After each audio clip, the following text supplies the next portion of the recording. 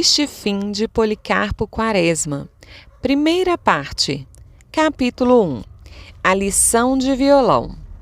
Como de hábito, Policarpo Quaresma, mais conhecido por Major Quaresma, bateu em casa às 4h15 da tarde. Havia mais de 20 anos que isso acontecia.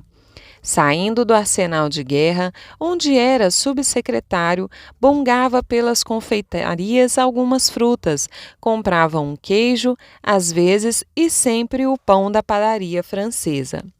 Não gastava nesses passos nem mesmo uma hora, de forma que, às 13h40, por aí assim, tomava o bonde, sem erro de 1 minuto, ia pisar a soleira da porta de sua casa, numa rua afastada de São Januário, bem exatamente às 4h15, como se fosse a aparição de um astro, um eclipse, enfim, um fenômeno matematicamente determinado, previsto e predito. A vizinhança já lhe conhecia os hábitos e tanto que, na casa do capitão Cláudio, onde era costume jantar-se, aí pelas 4h30, logo que o viam passar, a dona gritava à criada: "Alice, olha que horas são! O Major Quaresma já passou!" E era assim todos os dias, há quase 30 anos. Vivendo em casa própria e tendo outros rendimentos além do seu ordenado, o Major Quaresma podia levar um trem de vida superior aos seus recursos burocráticos, gozando por parte da vizinhança da consideração e respeito de homem abastado. Não recebia ninguém, vivia num isolamento monacal, embora fosse cortês com os vizinhos que o julgavam esquisito e misantropo. Se não tinha amigos na redondeza, não tinha inimigos, e a única desafeição que merecera fora a do doutor Segadas, um clínico afamado no lugar, que não podia admitir que Quaresma tivesse livros. Se não era formado, para quê?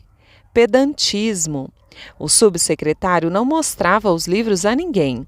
Mas acontecia que, quando se abriam as janelas da sala de sua livraria, da rua, poder-se-iam ver as estantes pejadas de cima a baixo. Eram esses os seus hábitos. Ultimamente, porém, mudaram um pouco, e isso provocava comentários no bairro. Além do compadre e da filha, as únicas pessoas que o visitavam até então, nos últimos dias, era visto entrar em sua casa 3 vezes por semana e, em dias certos, um senhor baixo, magro, pálido, com um violão agasalhado numa bolsa de camurça. Logo pela primeira vez o caso intrigou a vizinhança. Um violão em casa tão respeitável, que seria? E, na mesma tarde, uma das mais lindas vizinhas do Major convidou uma amiga e ambos levaram um tempo perdido de cá para lá a palmilhar o passeio, esticando a cabeça quando passavam diante da janela aberta do esquisito subsecretário. Não foi inútil a espionagem. Sentado no sofá, tendo ao lado o tal sujeito, empunhando o pinho na posição de tocar, o major atentamente ouvia. "Olhe, major, assim." E as cordas vibravam vagarosamente a nota ferida. Em seguida, o mestre aduzia. "É ré." Aprendeu? Mas não foi preciso pôr na carta. A vizinhança concluiu logo que o major aprendia a tocar violão. Mas que coisa! Um homem tão sério metido nessas malandragens. Uma tarde de sol de março, forte e implacável. Aí, pelas cercanias das 4 horas, as janelas de uma erma rua de São Januário povoaram-se rápida e repentinamente, de um e de outro lado. Até da casa do general vieram moças à janela. Que era? Um batalhão? Um incêndio? Nada disto. O Major Quaresma, de cabeça baixa, com pequeno passo de boi de carro, subia a rua, tendo debaixo do braço um violão empudido. É verdade que a guitarra vinha decentemente embrulhada num papel, mas o vestuário não lhe escondia inteiramente as formas. À vista de tão escandaloso fato, a consideração e o respeito que o major Policarpo Quaresma merecia nos arredores de sua casa diminuíram um pouco. Estava perdido, maluco, diziam. Ele, porém, continuou serenamente nos seus estudos, mesmo porque não percebeu essa diminuição. Quaresma era um homem pequeno, magro, que usava pince-nez. Olhava sempre baixo, mas, quando fixava alguém ou alguma coisa, os seus olhos tomavam, por detrás das lentes, um forte brilho de penetração, e era como se ele quisesse ir à alma da pessoa ou da coisa que fixava. Contudo, sempre os trazia baixos, como se guiasse pela ponta do cavanhaque que lhe enfeitava o queixo. Vestia-se sempre de fraque, preto, azul ou de cinza, de pano listrado, mas sempre de fraque. E era raro que não se cobrisse com uma cartola de abas curtas e muito alta, feita segundo um figurino antigo, de que ele sabia com precisão à época. Quando entrou em casa, naquele dia, foi a irmã quem lhe abriu a porta, perguntando: "Janta já?" "Ainda não. Espere um pouco, o Ricardo que vem jantar hoje conosco." "Policarpo, você precisa tomar juízo. Um homem de idade, com posição, respeitável, como você é, andar metido com esse seresteiro, um quase capadócio, não é bonito." O major descansou o chapéu de sol, um antigo chapéu de sol com a haste inteiramente de madeira e um cabo de volta, incrustado de pequenos losangos de madrepérola, e respondeu: "Mas você está muito enganada, mana. É preconceito supor-se que todo homem que toca violão é um desclassificado. A modinha é mais genuína expressão da poesia nacional. E o violão é um instrumento que ela pede. Nós é que temos abandonado o gênero, mas ele já esteve em honra em Lisboa, no século passado, com o padre Caldas, que teve um auditório de fidalgas. Beckford, um inglês notável, muito elogia." "Mas isso foi em outro tempo. Agora, que tem isso, Adelaide? Convém que nós não deixemos morrer as nossas tradições, os usos genuinamente nacionais." "Bem, Policarpo, eu não quero contrariar você. Continue lá com as suas manias." O major entrou para um aposento máximo, enquanto sua irmã seguia em direitura ao interior da casa. Quaresma despiu-se, lavou-se, enfiou a roupa de casa, veio para a biblioteca, sentou-se a uma cadeira de balanço, descansando. Estava num aposento vasto, com janelas para uma rua lateral, e todo ele era forrado de estantes de ferro. Havia perto de 10 com 4 prateleiras, fora as pequenas com os livros de maior tomo. Quem examinasse vagarosamente aquela grande coleção de livros havia de espantar-se ao perceber o espírito que presidia a sua reunião. Na ficção, havia unicamente autores nacionais ou tidos como tais: o Bento Teixeira, da prosopopeia, o Gregório de Matos, o Basílio da Gama, o Santa Rita Durão, o José de Alencar, todo, o Macedo, o Gonçalves Dias, todo, além de muitos outros. Podia-se afiançar que nenhum dos autores nacionais ou nacionalizados de 80 para lá faltava nas estantes do major. De história do Brasil, era farta a messe, os cronistas Gabriel Soares, Gandavo e Rocha Pita, Frei Vicente do Salvador, Amirtage, Aires do Casal, Pereira da Silva, Handelmann, Geschichte von Brasilien, Melo Moraes, Capistrano de Abreu, Solfen, Van Hagen, além de outros mais raros ou menos famosos. Então, no tocante a viagens e explorações, que riqueza! Lá estavam Hans Staden, Jean Delary, Saint-Hilaire, Martius, o príncipe de Neuville, John Mevin e von Steve. o Agassiz Couto de Magalhães e se encontravam também Darwin, Frithing, Cook, Bangaville e até o famoso Pigafetta, cronista da viagem de Magalhães. É porque todos esses últimos viajantes tocavam no Brasil, resumida ou amplamente. Além destes, havia livros subsidiários, dicionários, manuais, enciclopédias, compêndios em vários idiomas.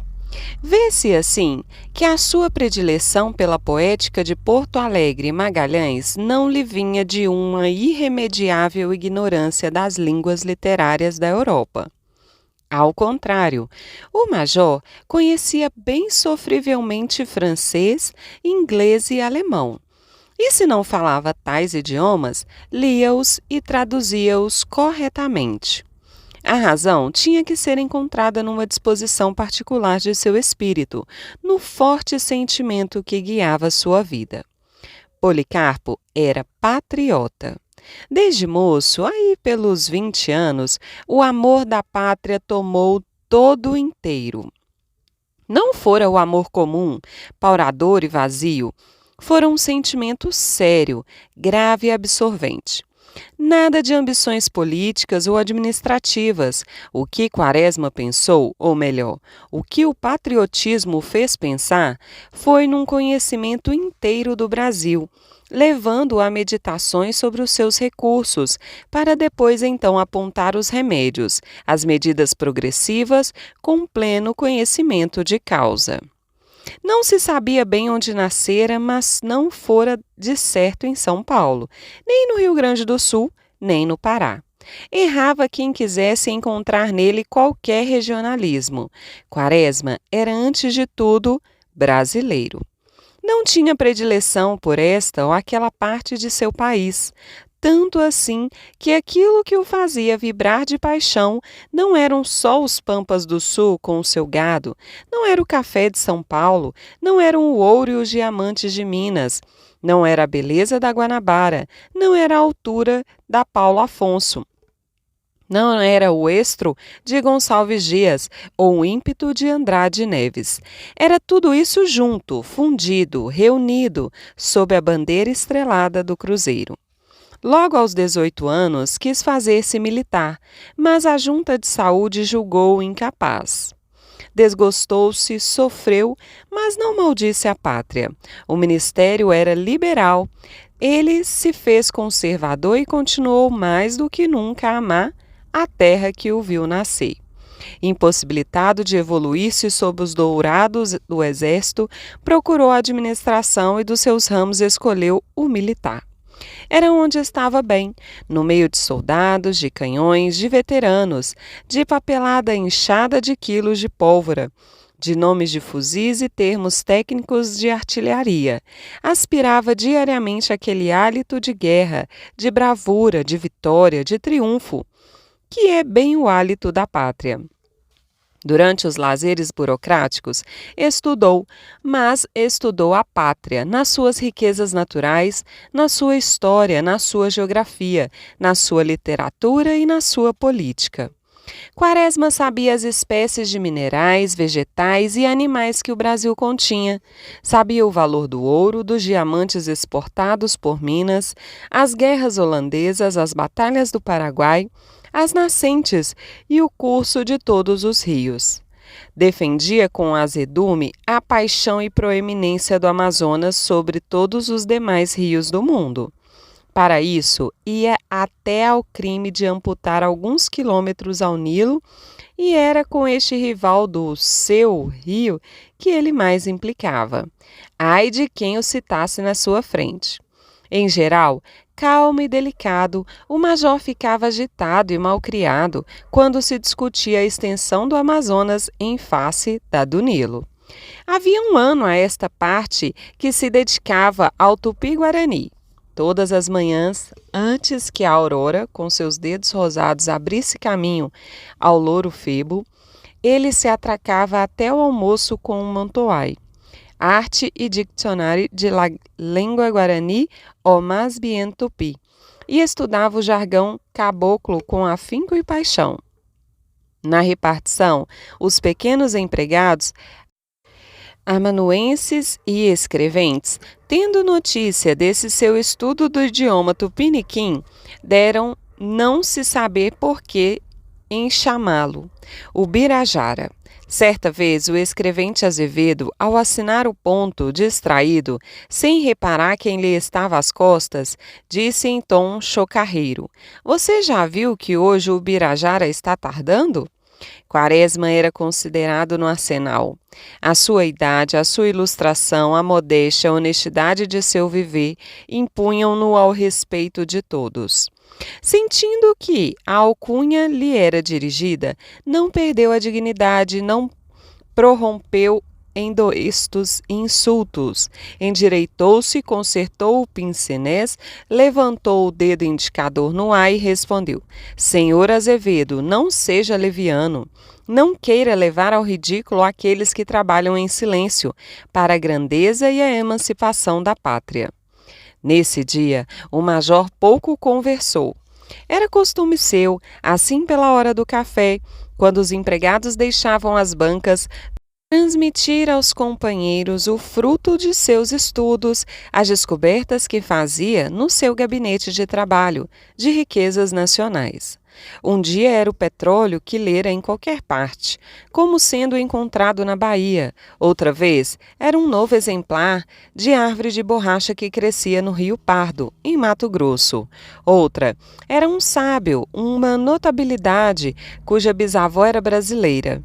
E quando não tinha descoberta a trazer, entrava pela coreografia, contando o curso dos rios, a sua extensão navegável, os melhoramentos insignificantes de que careciam para se prestarem a um franco percurso da foz às nascentes.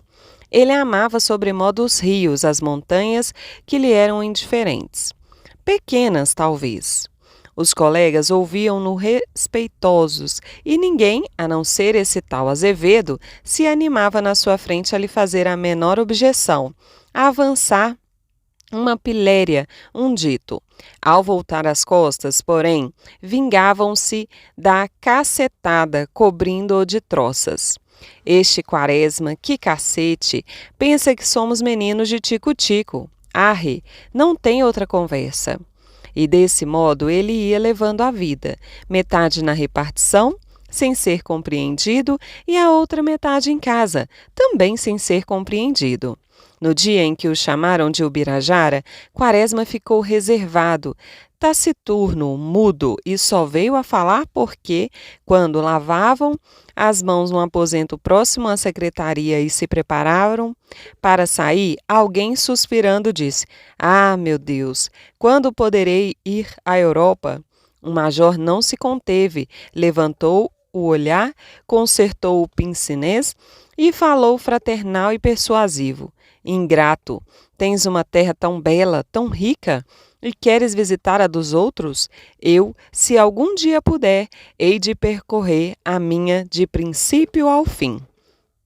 O outro objetou-se que por aqui só havia febres e mosquitos. O major contestou-lhe com estatísticas e até provou exuberantemente que o Amazonas tinha um dos melhores climas da terra. Era um clima caluniado pelos viciosos que de lá vinham doentes. Era assim o major Policarpo Quaresma, que acabava de chegar à sua residência, às 4h15 da tarde, sem erro de 1 minuto, como todas as tardes, exceto aos domingos, exatamente, ao jeito da aparição de um astro ou de um eclipse. No mais, era um homem como todos os outros, a não ser aqueles que têm ambições políticas ou de fortuna, porque Quaresma não as tinha no mínimo grau. Sentado na cadeira de balanço, bem ao centro de sua biblioteca, um major abriu um livro e pôs-se a lê-lo à espera do conviva. Era o velho Rocha Pita, o entusiástico e gongórico Rocha Pita da história da América Portuguesa. Quaresma estava lendo aquele famoso período. Em nenhuma outra região se mostra o céu mais sereno, nem madruga mais bela aurora. O sol em nenhum outro hemisfério tem os raios mais dourados. Mas não pôde ir ao fim. Batiam à porta. Foi abri-la em pessoa. Tardei, major? Perguntou o visitante. Não, chegaste à hora. Acabava de entrar em casa do Major Quaresma o senhor Ricardo Coração dos Outros, homem célebre pela sua habilidade em cantar modinhas e tocar violão. Em começo, a sua fama estivera limitada a um pequeno subúrbio da cidade, em cujos saraus ele e seu violão figuravam como Paganini e a sua Rebeca em festas de duques. Mas, aos poucos, com o tempo, foi tomando toda a extensão dos subúrbios, crescendo, solidificando-se até ser considerada como coisa própria a eles. Não se julgue, entretanto, que Ricardo fosse um cantor de modinhas aí qualquer, um capadócio. Não. Ricardo Coração dos Outros era um artista a frequentar e a honrar as melhores famílias do Meier, Piedade e Riachuelo. Rara era a noite em que não recebesse um convite, fosse na casa do tenente Marques, do doutor Bulhões ou do seu Castro. A sua presença era sempre requerida, instada e apreciada.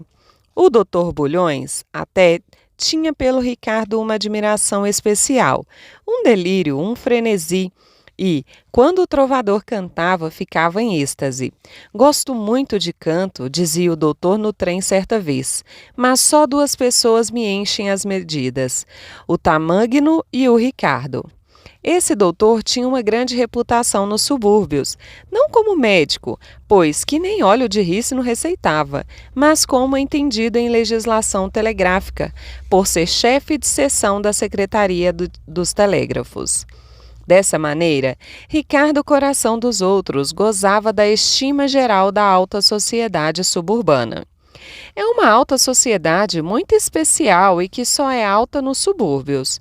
Compõe-se em geral de funcionários públicos, de pequenos negociantes, de médicos com alguma clínica, de tenentes de diferentes milícias. Nata essa que impa pelas ruas esburacadas daquelas distantes regiões, assim como nas festas e nos bailes, com mais força que a burguesia de Petrópolis e Botafogo. Isto é só lá, nos bailes, nas festas e nas ruas, onde, se algum dos seus representantes vê um tipo mais ou menos, olha-o da cabeça aos pés, demoradamente, assim como quem diz: aparece lá em casa que te dou um prato de comida. Porque o orgulho da aristocracia suburbana está em ter todo dia jantar e almoço, muito feijão, muita carne seca, muito ensopado. Aí, julga ela, é que está a pedra de toque da nobreza, da alta linha, da distinção. Fora dos subúrbios, na Rua do Ouvidor, nos teatros, nas grandes festas centrais, essa gente míngua, apaga-se, desaparece, chegando até às suas mulheres e filhas a perder a beleza com que deslumbram, quase diariamente, os lindos cavalheiros dos intermináveis bailes diários daquelas redondezas. Ricardo, depois de ser poeta e o cantor dessa curiosa aristocracia, extravasou e passou a cidade propriamente. A sua fama já chegava a São Cristóvão e, em breve, ele o esperava, Botafogo convidá-lo-ia, pois os jornais já falavam no seu nome e discutiam o alcance de sua obra e da sua poética. Mas que vinha ele fazer ali, na casa da pessoa, de propósitos tão altos e tão severos hábitos? Não é difícil atinar. De certo, não vinha auxiliar o major nos seus estudos de geologia, de poética, de mineralogia e história brasileiras. Como bem supôs a vizinhança, o Coração dos Outros vinha ali tão somente ensinar o major a cantar modinhas e a tocar violão. Nada mais. E é simples. De acordo com a sua paixão dominante, Quaresma estivera muito tempo a meditar qual seria a expressão poética musical característica da alma nacional. Consultou historiadores, cronistas e filósofos e adquiriu certeza que era a modinha acompanhada pelo violão. Seguro dessa verdade, não teve dúvidas. Tratou de aprender um instrumento genuinamente brasileiro e entrar nos segredos da modinha. Estava nisso tudo Acó, mas procurou saber quem era o primeiro executor da cidade e tomou lições com ele. O seu fim era disciplinar a modinha e tirar dela um forte motivo original de arte.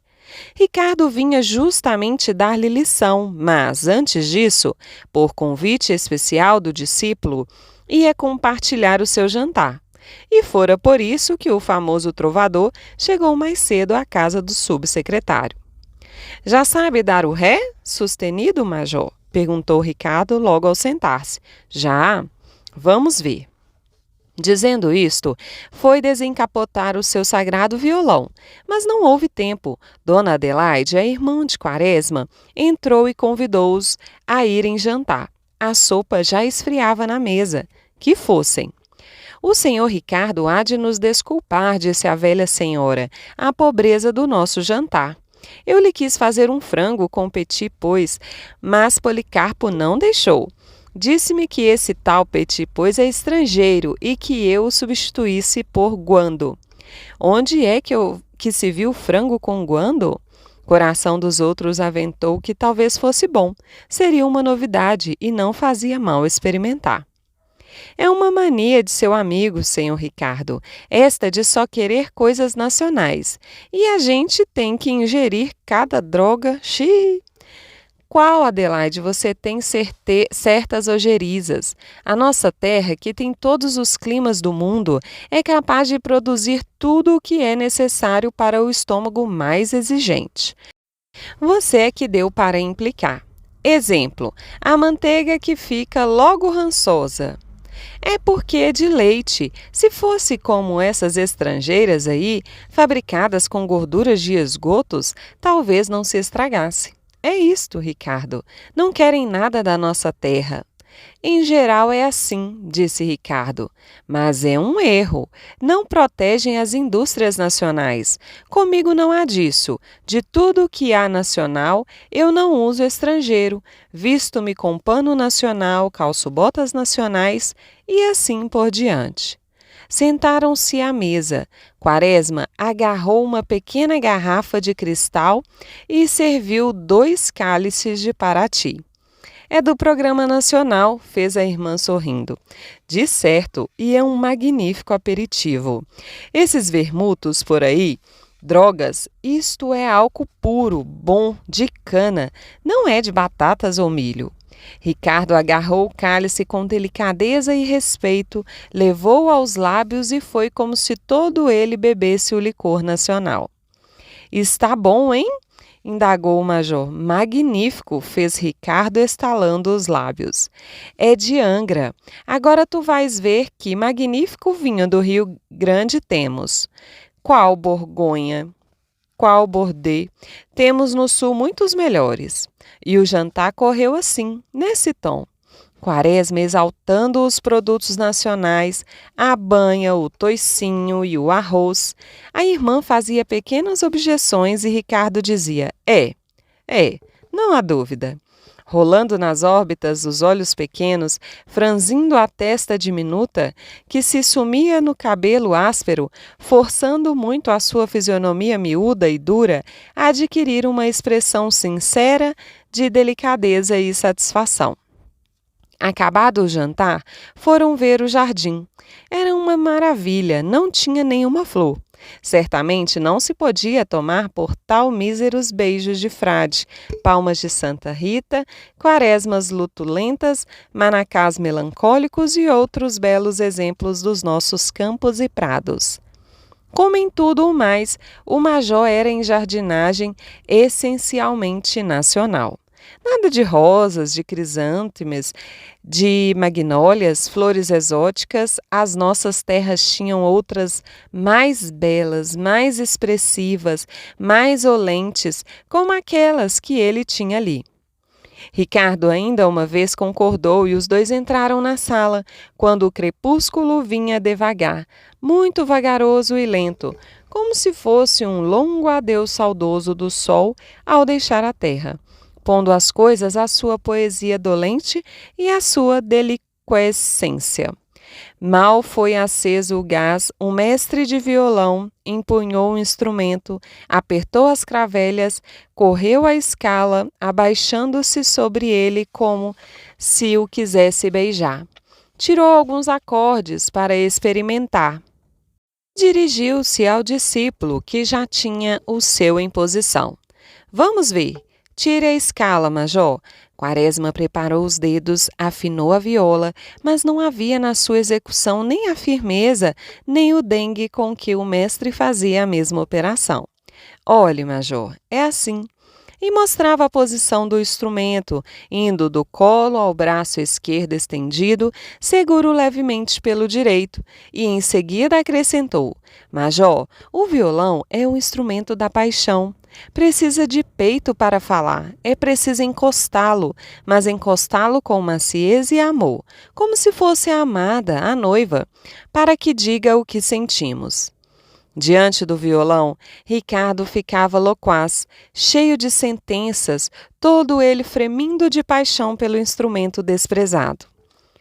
A lição durou uns 50 minutos. O major sentiu-se cansado e pediu que o mestre cantasse. Era a primeira vez que Quaresma lhe fazia esse pedido. Embora lisonjeado, quis a vaidade profissional que ele, a princípio, se negasse. Oh, não tenho nada novo, uma composição minha. Dona Adelaide obtemperou então. Cante uma de outro. Oh, por Deus, minha senhora, eu só canto as minhas. O Bilac, conhecem? Quis fazer-me uma modinha. Eu não aceitei. Você não entende de violão. Seu Bilac, a questão não está em escrever uns versos certos que digam coisas bonitas. O essencial é achar-se as palavras que o violão pede e deseja. Por exemplo, se eu dissesse, como em começo quis, NOP, uma modinha minha, o teu pé é uma folha de trevo, não ia com o violão. Querem ver? E ensaiou em voz baixa, acompanhando pelo instrumento. O teu pé é uma folha de trevo. Vejam, continuou ele como não dá. Agora reparem, o teu pé é uma rosa de mirra. É outra coisa, não acham? Não há dúvida, disse a irmã de Quaresma. Cante esta, convidou o major. Não, objetou Ricardo. Está velha. Vou cantar a promessa. Conhecem? Não, disseram os dois irmãos. Oh, anda por aí como as pombas do Raimundo. Canta lá, senhor Ricardo, pediu Dona Adelaide. Ricardo, coração dos outros, por fim afinou ainda uma vez o violão e começou em voz fraca. Prometo pelo Santíssimo Sacramento que serei tua paixão. Vão vendo, disse ele no intervalo, quanta imagem, quanta imagem. E continuou, as janelas estavam abertas. Moças e rapazes começaram a se amontoar na calçada para ouvir o menestrel. Sentindo que a rua se interessava, coração dos outros foi apurando a dicção, tomando um ar feroz que lhe supunha ser de ternura e entusiasmo. E, quando acabou, as palmas soaram do lado de fora e uma moça entrou procurando Dona Adelaide. Senta-se, Ismênia, disse ela, a demora é pouca. Ricardo aprumou-se na cadeira, olhou um pouco a moça e continuou a dissertar sobre a modinha. Aproveitando uma pausa, a irmã de Quaresma perguntou à moça: Então, quando te casas? Era a pergunta que lhe fazia sempre. Ela não curvava do lado direito a sua triste cabecinha, coroada de magníficos cabelos castanhos, com tons de ouro, e respondia: Não sei, Cavalcante forma-se no fim do ano, e então marcaremos. Isto era dito arrastado, com uma preguiça de impressionar.